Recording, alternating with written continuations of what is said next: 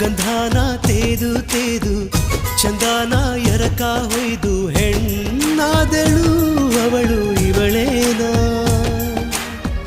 ಧೈರ್ಯನ ಅಳೆದು ಸುರಿದು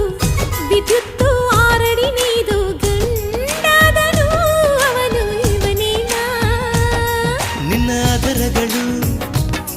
ಹೂ ಬರೆದೆಗಳು ಇವು ತರಲೆಗಳು ಬಿಡು ಕವಿತೆಗಳು ನಿನಗಾಗಿಯೇ ಉಸಿರಿನ ಪರ್ವತ ನಾ ಕಟ್ಟುವೆ ಬೆಚ್ಚಗಿಡುವೆ ಬಾರೆ ಬಾ ಕಲ್ಲು ಕರಗೋಯ್ತು ನಿನ್ನ ಮಾತಿಂದ